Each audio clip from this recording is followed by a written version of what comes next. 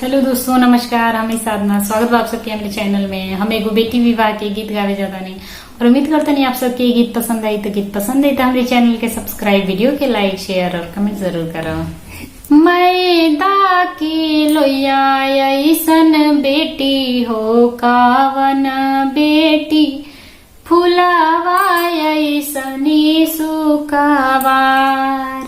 मैदा के लोया ऐसन बेटी हो, कावन बेटी फुलावा ऐसनी सुकावार। कहा तू ताए बेटी तमुआ तनईती हो, रखती सूरज से छुपा।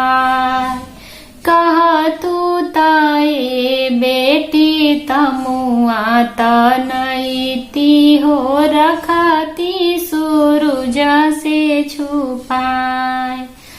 काहे लागे पापा तमुआ तनई बहो, काहे रखबा सूरज से छुपाए।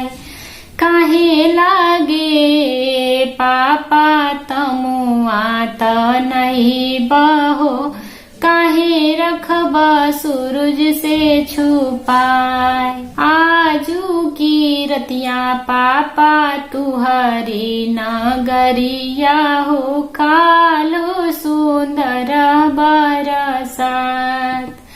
आजू की रतिया पापा तुहरी नगरिया हो, बिहाने सुंदर बरसात।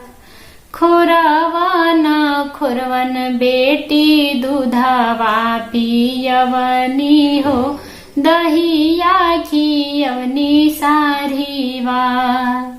खोरवन खोरवन बेटी दूधवा पियवनी हो, दहिया खियवनी सारीवा।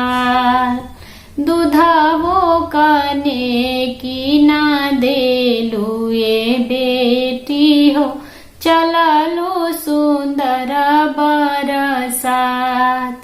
दूधवो कने की नाही देलू ये बेटी हो, चललो सुंदर